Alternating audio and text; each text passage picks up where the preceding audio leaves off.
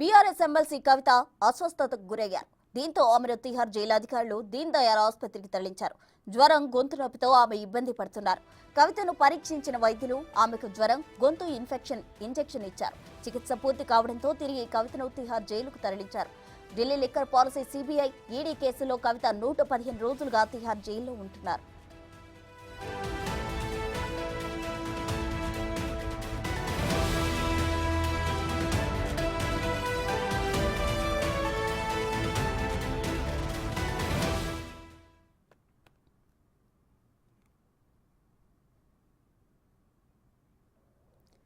BRS MLC కవిత అస్వస్థతకు గురయ్యారు. దీంతో ఆమెను తిహార్ జైలు అధికారులు దీన్ దయాళ్ ఆసుపత్రికి తరలించారు. దీనికి సంబంధించి మరిన్ని అప్డేట్స్ మా ప్రతినిధి శివ లైవ్ లో అందించేందుకు సిద్ధంగా ఉన్నారు.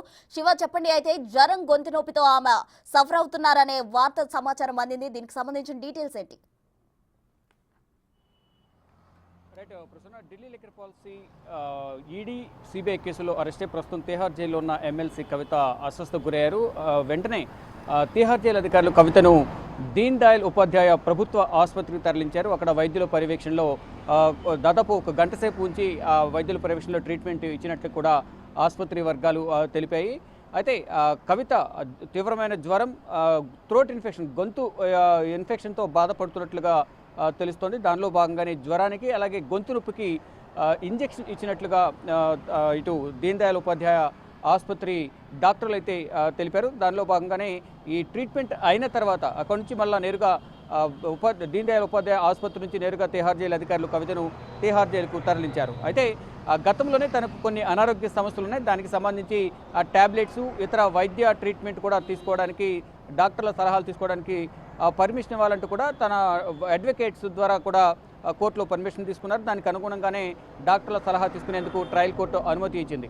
అయితే ఇటు మోహిత్ రావు కూడా గతంలో కవితకు సంబంధించి ట్యాబ్లెట్స్ అందించడానికి కానీ ఇటు ఫుడ్కి సంబంధించి కూడా బయట ఫుడ్ తినడం వల్ల కొంచెం అనారోగ్య సమస్యలు ఏర్పడుతున్నాయి. దానివల్ల ఇంటి భోజనాన్ని అనుమతించాలని కోరిన నేపథ్యంలో ఇంటి భోజనాన్ని ఇచ్చేందుకు కూడా ట్రయల్ కోర్టు అనుమతి ఇచ్చింది. ఇంటి భోజనాన్ని డైలీ కవితకు అందిస్తున్నారు. కానీ గతంలోనే కవితను జ్యుడిషియల్ కస్టడీకి ఇచ్చే సందర్భంలో ఈడీ కేసు అరెస్ట్ అయిన సందర్భంలో మార్చి 15న కవితను హైదరాబాద్లో ఈడీ అధికారులు అరెస్ట్ చేసిన తర్వాత జ్యుడిషియల్ కస్టడీకి తరలించే సందర్భంలో మొదట 10 రోజులు ఈడీ కస్టడీ ఇచ్చారు. తర్వాత ఈడీ కస్టడీ నుంచి మార్చి 26వ తేదీన జ్యుడిషియల్ కస్టడీకి తరలించే సందర్భంలోనే కవితకు కొన్ని అనారోగ్య సమస్యలు ఉన్నాయి కాబట్టి దానికి సంబంధించి మందులు, ట్యాబ్లెట్స్ ఇచ్చేందుకు పర్మిషన్ ఇవ్వాలంటూ కూడా కోర్టును కోరిన నేపథ్యంలో కోర్టు కూడా తిహార్ జైలు అధికారులకు ఆదేశాలు జారీ చేశారు. కవితకు కొన్ని అనారోగ్య సమస్యలు ఉన్నాయి కాబట్టి దానికి సంబంధించిన మందులు ఏర్పాటు చేయాలనేది తిహార్ జైలు అధికారులకు ఆదేశాలు జారీ చేశారు. దానికి అనుగుణంగానే కొన్ని అనారోగ్య సమస్యలు ఉన్న నేపథ్యంలో ఆ మందులు వాడుతున్నారు. కానీ ఇప్పుడు కొంచెం వెదర్ చేంజ్ కావడం వల్ల తనకు థ్రోట్ ఇన్ఫెక్షన్ కానీ ఇటు తీవ్రమైన జ్వరం రావడంతోనే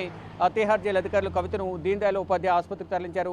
అక్కడ ట్రీట్మెంట్ తీసుకున్న తర్వాత వైద్యులు కవితకు ఇంజెక్షన్ ఇచ్చిన తర్వాత, కొన్ని ట్యాబ్లెట్స్ ఇచ్చిన తర్వాత కవితను దీన్ దయాళ్ ఉపాధ్యాయ ఆసుపత్రి నుంచి తిహార్ జైలు అధికారులు తరలించారు. ప్రసూన. థాంక్యూ శివ.